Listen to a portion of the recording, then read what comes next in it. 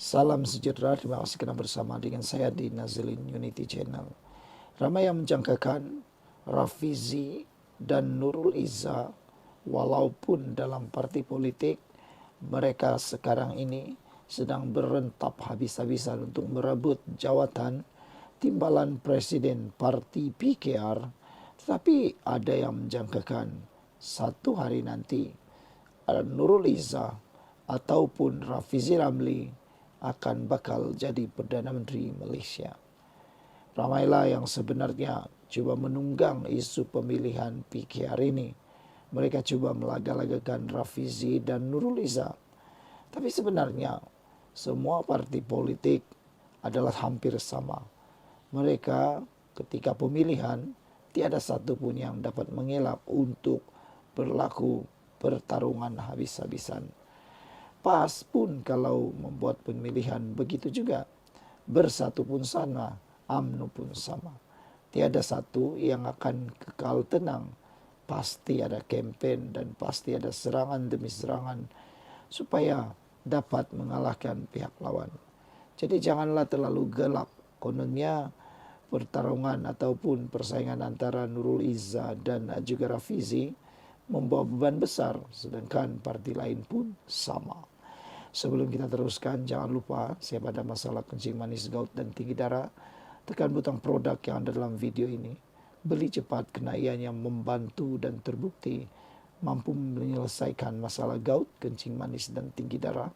Paling penting, ianya produk yang murah, lulus KKM dan halal. Seorang pemimpin yang cukup terkenal dalam dunia politik mengatakan Rafizi Nurul Izzah pemimpin besar masa depan. Itu kata seorang penganalisis politik yaitu Tajuddin. Ahli akademik Tajuddin Muhammad Rasdi menyambut baik proses demokrasi dalam saingan bagi jawatan timbalan Presiden PKR antara penyandang Rafizi Ramli dan pencabarnya Nurul Izzah Anwar. Tajuddin menyifatkan kedua-dua ahli politik itu sebagai pemimpin besar masa depan yang berpotensi menjadi Perdana Menteri Malaysia. Saya yakin Nurul Izzah Anwar boleh menjadi Perdana Menteri Malaysia, wanita pertama. Tetapi pada masa yang sama, saya juga yakin bahawa Rafizi Ramli juga akan bakal menjadi Perdana Menteri yang seterusnya. Tiada masalah untuk Rafizi menjadi Perdana Menteri. Hanya pembenci Rafizi yang mungkin tidak suka Rafizi menjadi Perdana Menteri. Menurut ahli akademik lagi, saingan itu boleh membawa harapan kepada Malaysia bertentangan dengan persepsi negatif yang lebih meluas berikutan tindakan Nurul Izzah bertanding jawatan itu manakala bapaknya Perdana Menteri Anwar Ibrahim kekal sebagai Presiden Parti bagi penggal 2025 hingga 2028. Pertama sekali saya ingin mengatakan bahawa bukankah ini yang sepatutnya untuk sebuah parti demokrasi? Jika anda parti demokratik, maka itu bermakna anda mesti mengamalkan apa yang anda katakan, di mana akan ada cabaran dan orang yang mendapat undi paling popular akan menjadi orang yang memimpin parti, kata beliau lagi. Sekarang ini berbeza dengan beberapa parti lain yang menangguhkan pemilihan parti mereka, menangguhkan dengan harapan untuk terus kekal berkuasa, kata Tajuddin. Dia berkata demikian dalam mempertahankan pencalonan Nurul Izzah yang disifatkan pengkritik sebagai satu bentuk nepotisme dalam PKR dan bagaimana amalan itu kini telah diterima oleh komponen Pakatan Harapan PH. Kita hidup di bawah sistem demokrasi dan ada jabatan pendaftaran pertubuhan. Jika anda mendaftar sebagai parti politik, maka perlu ada pilihan raya, katanya lagi. Dan begitulah cara saya memahaminya. Melainkan sudah tentu ada cara khas di mana anda memutuskan untuk mengatakan bahawa ia fidelistik dan parti ini fidelistik. Selepas ini anak-anak saya akan mengambil alih dan perkara semacam itu, hujahnya. Tajuddin menyatakan bahawa memandang persepsi sokongan PKR yang semakin berkurangan dan ia kini membentuk kerajaan dengan bekas seteru politik daripada BN, keputusan untuk meneruskan pemilihan parti adalah percobaan untuk mempamerkan kekuatan dalaman parti dan bukannya mendedahkan pergolakan dalaman. Merujuk kepada perebutan jawatan timbalan presiden, Tajudin mengulangi bahawa Rafizi dan Nurul Izzah mempunyai kekuatan mereka sendiri dan mereka telah melangkah jauh dari pembentukan awal PKR pada zaman awal gerakan reformasi. Bagi saya, Rafizi Ramli adalah permata dan Nurul Izzah juga permata. Kedua-duanya adalah pemimpin masa depan yang hebat. Kedua-duanya berusia 40-an dan untuk mereka diamanahkan mungkin untuk memegang jawatan timbalan presiden petanda baik untuk negara, katanya. Kerana mungkin kemudian kita akan mempunyai pemimpin muda baru yang untuk negara kita yang mempunyai visi yang tidak seperti miliki orang Rama, katanya lagi. Dalam menyenaraikan merit Rafizi dan Nurul Izzah, Tajudin berkata kedua-dua pemimpin tidak mungkin menggunakan naratif berkauman agama untuk Malaysia dan mereka mempunyai sejarah tidak bersetuju dengan Anwar dalam isu-isu tertentu. Kita boleh lihat kedua-duanya mempunyai fikiran sendiri dan ini bagus kerana ia bukan mengenai ketidaksetiaan tetapi ia mempunyai pendapat dan mempunyai keberanian untuk bercakap secara profesional. Itu adalah sesuatu yang sangat dihargai dan bukannya hanya mengikuti naratif politik lama.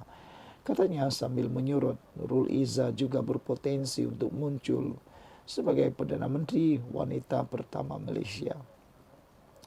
Pada 10 Mei, sehari selepas mengesahkan pencalonannya, Nurul Izzah mengkritik lanjutan ketiga yang diberikan kepada Ketua Pesuruhjaya SPRM Azam Baki, satu tindakan yang dilihat sebagai kenyataan umum pertamanya terhadap tindakan pentadbiran bapanya. Bagi Rafizi, Tajudin menyamakan Menteri Ekonomi itu dengan Perdana Menteri Singapura Lawrence Leong Yong dengan minda taktikal itu dan juga keberaniannya untuk bercakap dengan jelas dan berkesan. Dalam saingan yang semakin hangat, Rafizi telah menyatakan kesediaan untuk berdebat secara terbuka dengan Nurul Izzah, tetapi pengerusi PKR Pulau Pinang itu malam tadi sebaliknya membuat gesaan umum untuk meredakan ketegangan dan memulakan penglibatan bermakna dengan ahli PKR. Pemilihan pimpinan pusat PKR adalah pada 23 Mei juga bersempena Kongres Nasional Parti itu yang akan diadakan di Johor Bahru. Sekian dulu untuk kali ini. Jangan lupa tinggalkan komen Anda. Salam sejahtera. Terima kasih kerana bersama dengan saya di Nazilin Unity Channel. Kita tunggu-tunggu ini jawapannya. Jawapan daripada PAS berkait dengan kesilapan bendera Malaysia yang mereka buat. Kalau dulu betapa galaknya pemimpin PAS, betapa bisingnya mereka bersuara kononnya macamlah dorang paling hebat berkait dengan kes kesilapan teknikal bendera Malaysia. Ketika orang lain yang melakukan kesilapan, PAS bising sangat.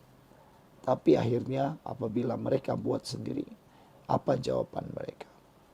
Selepas jenuh dikecam, PAS menjawab kekilafan teknikal yang tidak disengajakan. Dulu Akbar berbahasa Cina yang juga melakukan kesalahan yang hampir serupa juga turut menggunakan ayat-ayat ini, yaitu kesilapan teknikal yang tidak disengajakan. Tetapi PAS, pemimpin-pemimpin Perikatan Nasional, walau tetap bising teriak-teriak, macamlah mereka tidak akan melakukan kesalahan. Akhirnya mereka terkena diri sendiri. PAS Terengganu akhirnya memohon maaf selepas orang ramai mengecam penggunaan imej jalur gemilang pada logo Himpunan Teguh Memimpin Terengganu 2025 yang tidak cukup bucu bintang. Menerusi kenyataan, urus setiap program itu merakamkan permohonan maaf secara terbuka kepada seluruh rakyat dan penyokong atas kekhilafan teknikal yang tidak disengajakan itu. Sehubungan itu, logo sebelum ini telah ditarik balik dan digantikan dengan versi logo baru HTMT 2025 yang telah diperbetulkan dan akan digunakan dalam semua bahan promosi dan siaran rasmi selepas ini. Terdahulu, warganet heboh mengkritik Menteri Besar Terengganu Datuk Seri Dr. Ahmad Samsuri apabila memuat naik logo program itu yang hanya mempunyai 11 bucu bintang jalur gemilang. Ramai yang menuntut supaya Menteri Besar Terengganu Datuk Seri Dr. Ahmad Samsuri Mokhtar letak jawatan. Mereka kata ini satu kesilapan yang besar yang tak boleh diampunkan, kata mereka lagi. Ramai juga yang mahu supaya Menteri Besar Terengganu itu memberikan hukuman yang paling setimpal kepada pencipta atau penghasil kepada karya tersebut.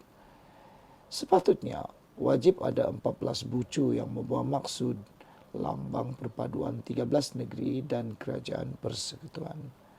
Kesalahan penggunaan jalur gemilang pada logo program anjuran PAS itu menjadi bualan memandangkan dijangka riuh rendah jika pemimpin kerajaan atau mana-mana pihak lain yang melakukan kesalahan yang sama. Sebaliknya, penyokong PAS dilihat berdiam diri apabila pemimpin mereka yang berbuat demikian. Beginilah bila perjuangan tak konsisten, salah orang lain cepat nampak, salah sendiri tutup mata dan pura-pura suci.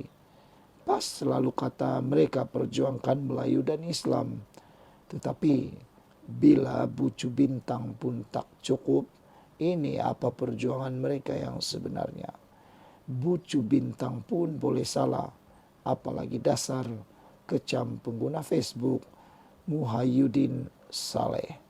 Sekian dulu untuk kali ini. Jangan lupa tinggalkan komen Anda, tekan butang subscribe. Bye-bye.